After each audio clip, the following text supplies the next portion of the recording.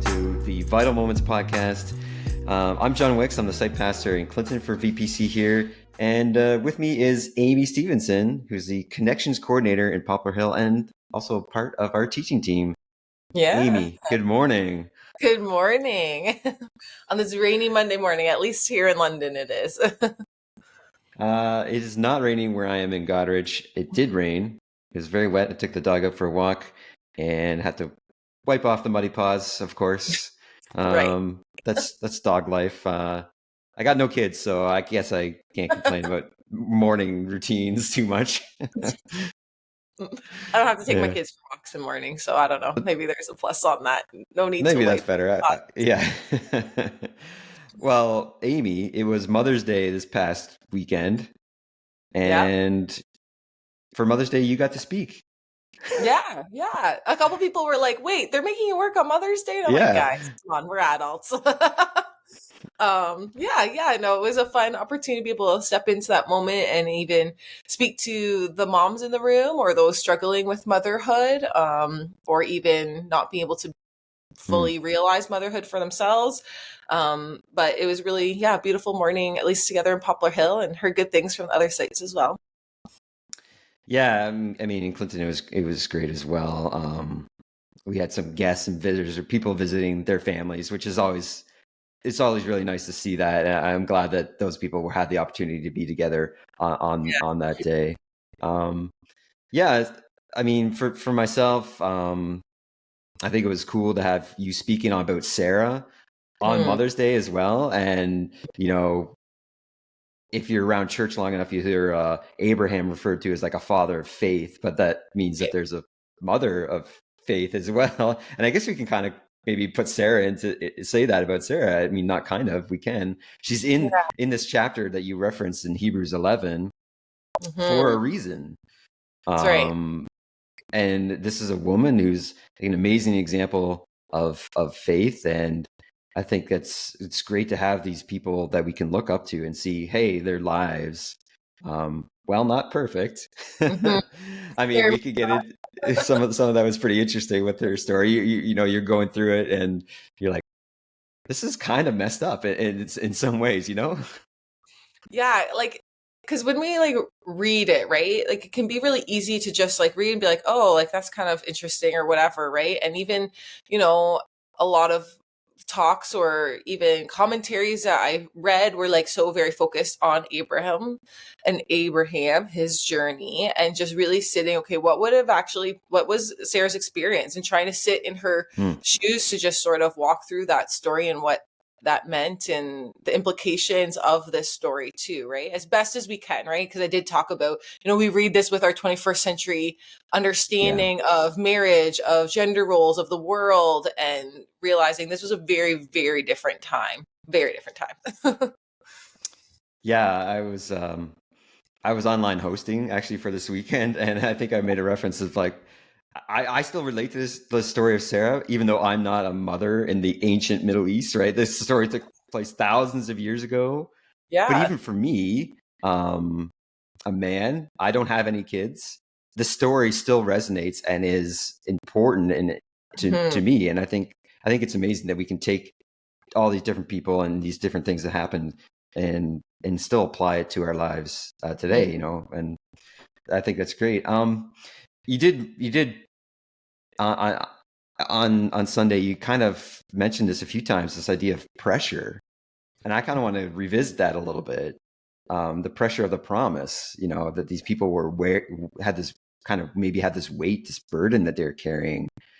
And I'd never thought about that before, never thought about it in that way before. And I thought that was really interesting and just kind of an example of for us, maybe we don't have a promise from God. I mean, God hasn't come to me and said, hey, you're going to be father of nations, and we don't have that. We don't.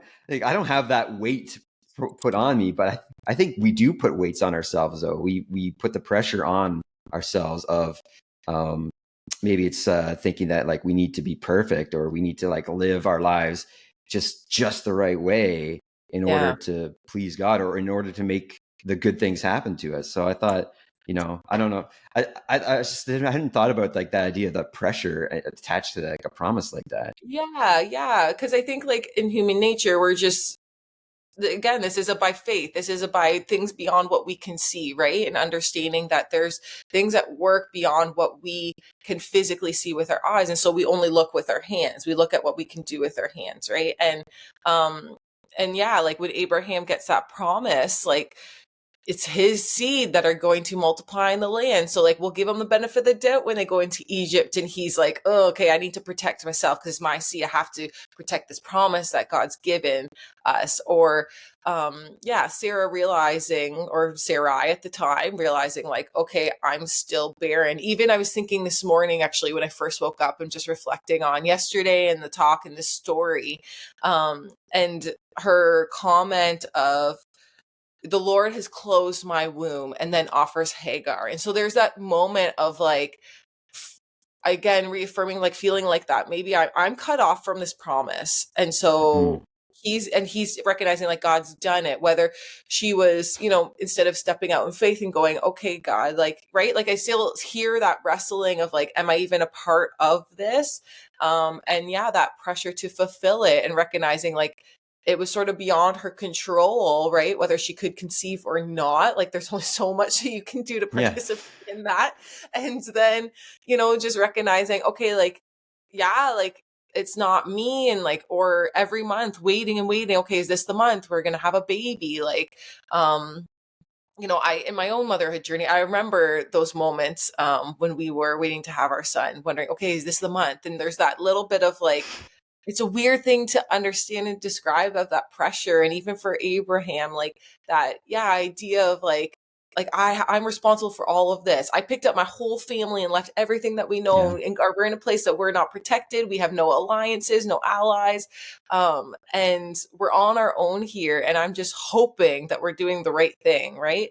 And yeah, like even at the end when I told a little bit about my story, and it's something I still Yeah. wrestle with, and there's still moments like this last week. We talked about this on Saturday at Alpha Day. Like it was an intense week just for me and my role, and yet, and even in motherhood and my family too, I still had things like school council meetings to be a part of, spring concerts to go to in the midst of lots of things. And so it can feel like an intense pressure in that, recognizing though, okay, no, God, you're the one that's faithful. So I'm going to choose to be obedient to things that you've given me to do. And I'm going to just trust you with it. Like, this is what I've got to give. You just do whatever you need to do with it. And even that understanding that it's not really all on my shoulders because God's at work doing the work. He's Yeah. just inviting me in to be a part of it. And that's just so cool and so beautiful, that he invites me in to a relationship with him just because of he loves me. That's it. Like there's Yeah. no, because I am anything special or anything like that, just invites me in because he loves me. And then now he also gets to say, hey, I want you to be a part of what I'm doing here. And it's pretty wild. Yeah. I mean, I, I think I think that's actually really beautiful in the sense of like you mentioned that like we need to, God is the one that does the work. Right. We work hard. We work hard. Of course. And around the church, we're both on staff. But for other people, even I think they get into that idea of like, well, I'm I'm ambassador for Christ. I'm Jesus' ambassador, which is true. Yeah. But Yep. then that heaps again, they're like putting all this pressure on themselves. Like I Yes. have to go out and change these people's lives. And it's really the Holy Spirit is the one that actually changes. Yes, we go out, we tell people, we live Yep. our lives as examples. Hmm. But the Holy Spirit is the one that comes in. I mean, we're talking about Holy Spirit because we had Alpha Day. And if you don't know what that is, apologies. Alpha. There's an Alpha will be coming in the fall, and then you can sign up for it then, and you can try it I out love then. Yeah. it.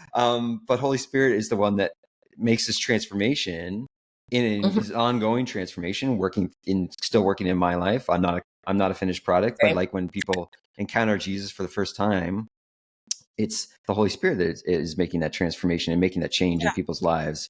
And I think we need to understand that mindset of we're called to go out, we're called Yeah. to share and to live our lives in a certain way, but Yeah. we don't have the pressure of actually changing people's lives, which is a beautiful Right. thing. And when we do that, sometimes we make mistakes then. And that's, in this story, I see that as like when they started taking things in their own hands, that's Mm-hmm. where like our human frailty, things, yeah, we understand maybe their motives and why they're making these decisions, but they Yep. still make them out of a human frailty. But Yeah. Even the best that's of not the end of the intentions. story. And you know what, Sean? I was actually, yes, exactly. I was actually even thinking about it in terms of our mission and vision at Vital Point Church with these planting churches in small towns. And you can hear that vision where we want to reach thousands of people who are growing, exploring their knowledge of Jesus and commitment to his church. You can hear the goal of what we have as a church to launch 6 sites by, what is it, 2026? Now I should really remember this, but 2026, yeah. um, yeah, Yeah. yeah, right. And I mean, even as a staff, right? We just launched Forest this past spring, and I mean, it's weird. It feels like it's been forever, and yet really they've only been, meeting for a couple months. And Yeah. as staff, we joke about, okay, we're already talking about the next site, and we all go, oh my goodness, like just hold on, right? Because it's a lot of work, of course. But I've been thinking about this whole thing too, in that there's this overarching thing that God is doing, and we are just simply watching. Where are you already walking through these small towns that you want us to step into to partner with you, and what you are already at work doing in this small town? And I think that's so incredible and reflective too of Sarah's journey, how we're not going to like make it happen on our own. We're not just picking names out Mm. of a hat and just going with it, making it happen on our own, but rather we're listening and waiting on the Holy Spirit. Where are you at work? And you are asking us to step in to be a part of the work that you're doing, to be your hands and feet as you are already at work in this small town. And so I just think that is just, I don't know, just so neat the way that God works, right? It's not this like thing of like, he just sets us up, throws us in the deep end and figure it out. Like there are pieces of that where we have to, yeah, walk by faith, but recognize he's doing the work Yeah. and we're just stepping into those moments, right? And using the gifts that he's given us to reach people for him. Yeah. Yeah. There's like a kind of like a theme in some of what we've just been talking about. And if we think about Abraham and Sarah and like how much waiting was required, right? They're Oh, waiting, they get this promise, and it takes a long time for it to be actually come to fulfillment, but it does yeah, eventually. But there's a huge period of waiting for them. right. I just like the idea of waiting around is not something that we particularly love. I don't think, especially now I in our don't. day and age, and in this culture, we don't like waiting. It's all about the instant gratification. It's all about quick results. It's all about you know, well, I don't see anything happening, so it's not happening, or like I don't see God moving like right now. I haven't seen this, and so Yeah. like he's not moving, he's not doing anything. And like that's such a cultural mindset that we just kind of grow up in, and we just are surrounded by, and it kind of envelops us all. And Yeah, it's I find that contrast is fascinating between the amount of waiting that they had to do, and even then for them in a slower paced culture, they still were like, when is this going to happen? yeah. Yeah. Yeah. I think especially too, again, like the way God works is so countercultural generally anyways, right? It's an Yeah. upside down type of kingdom, and recognize that in the waiting he's doing such beautiful things though, and learning to establish that relationship with us, invite us into trusting him more and more each and every day and each and every moment. And what while sometimes I can be so like frustrated with the patience that he has, at the same time, like I'm so grateful for his patience and his gentleness with us, right? He doesn't just throw it all at us or on us at once. He just takes us step by step, day by day, faith by faith, as we just learn to trust him. And I think too, even by the time when we look at Sarah's story, and by the time that, God really brings her in on this promise, this has been years and years. Like, of her just watching and figuring it out. And then like maybe there's that moment that when he brings her into this promise, she looks at that journey maybe differently. and Mm. recognizing, oh, it's actually been you that's been faithful to me. You've been the one that's protecting me, and this promise will be fulfilled through you. Because unfortunately, again, after that promise, Abraham at that point again is like, hey, you're my sister. And she finds Yeah. herself in this place again. And this whole house around her becomes barren, right? It's a Yeah. reflection of how she feels inside. And it's wild. And yet she holds on to that promise of God, understanding, okay, here we are again, but I'm going to consider you to be faithful in the midst of this. Why? Because you've been faithful to me before. Hmm. And I'll trust that this will continue. This won't be my story, that this isn't the end of my story, because you've brought me in on that promise. You've blessed me, and I'm going to trust in that. Yeah. Um, yeah, it can be hard, but at the same time, you know, when the Holy Spirit exposes something in my heart that I need to surrender to Him and allow Him to work on, I'm grateful He doesn't do it at once, and it's like one thing at a time, and gives me seasons of rest. And Mm. He's really gracious with me, at least. Yeah, yeah. I mean, God's full of so much grace and gentleness towards us in many ways, Yeah. and patience, enduring patience. Like we're asked to have patience, and God has so much patience, and Oh yeah. that's it's one of those characteristics, right? Patience is one of the fruits of the Spirit. So as we move along in our walk with Jesus, it's something that hopefully is growing and developing in us. Mhm. Just throughout the story, I kind of reference this. Like people are kind of tripping over themselves. Abraham's making mistakes, and you just mentioned that he actually does the exact same mistake right away. He gets kicked out of Egypt, and then goes and Yeah. does the same thing again. But I just reading through that or listening to you go through that story, and it also reminded me of what we just talked about like a few weeks ago, like how Mhm. God works through all things for good. And Yeah. we see people taking matters into their own hands and the mess that creates. But this is actually like we read that verse in Romans, God is working for all things towards his good.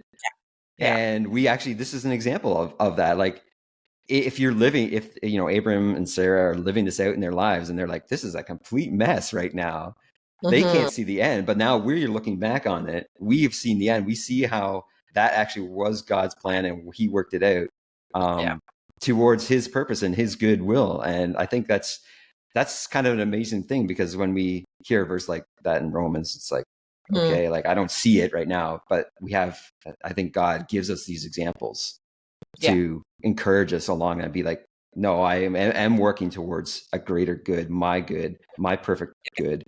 And you're a part of that, and you can't see the end yet. And Yeah. so I find that I just kind of was, that stuck out to me as well.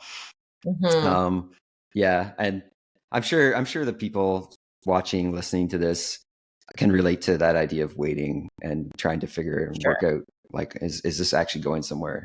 And I think Yeah. it's an important message to have these examples and look at this life of Sarah. Mhm. Yeah. Mhm. Yeah, Any because there's other that. closing thoughts from you or? No, I just think there's really that piece, like you said, even in the waiting, like we have to consider him to be faithful, Mm, irregardless of what is all around us and our experiences, and trusting our journey with him, and recognizing that it is a lot greater than us, and he is so graciously inviting us into what he is doing, recognizing there's gifts and talents that are placed inside of each and every follower of Jesus, supernatural gifts by the Spirit, to do the work that he's at work doing around us. And that was actually one comment I had that we'll land on this because I know we're running over time. But there was one comment made at the end of a woman I was talking to in Poplar Hill, talking about, I think I need to discover my spiritual gifts. And I would like to unpack that more, and mm, recognizing, yeah, there's something placed in all of us.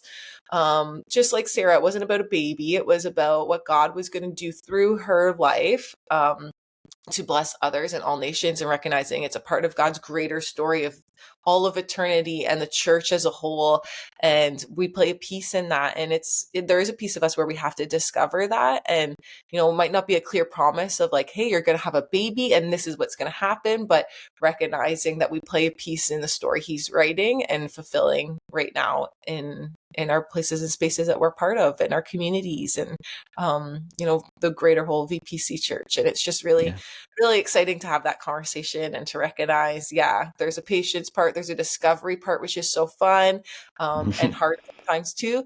But then, yeah, it's just wild what God's doing. It's so cool. Yeah. Yeah, it is. It is amazing. It's great to be able to work in this way, and partner with God in this way as well. Yeah. Yeah. Okay. I think that's a great place to end. So thanks for joining me. This was fun. This is the first, do I say it? The first non Baker Vital Moments podcast. No, like it's nice, but I miss them. Like I miss them, those Yeah, guys. yeah. I mean, they'll be back. They'll be back. Don't worry. Yeah. Yeah, it's just a couple things as we close. I just want to throw another reminder about Sabbath Sunday. Yeah. At all our locations across Vitalpoint Church, we are taking a rest. We're taking a break from our regular routine. So I encourage you to rest in that day, rest in God, spend time with Him, rest with your families, find ways to worship God. So we'll take a break on the 19th. That's this coming Sunday, but we'll be right back on the 26th, the week after. We're looking forward to that as well. And then one last thing, if you are interested or you have questions about baptism, we have a class actually coming up, and you can find the information at vitalpointchurch.com/baptism. And there's some information there, and that'll be a great time to discuss if you have any of those questions. Some people are, they're like not sure what baptism is or what it means, and that's where you can go get your answers ready. Signing up does not commit you to anything. I just want to point that out. Signing up to the class doesn't commit you to anything, so no pressure. Just go there, get your information, get your questions answered, and that's it. So thanks again, It's Amy. great. This is great. Thanks, John. Had a great time, and we'll catch you in the next one in 2 weeks.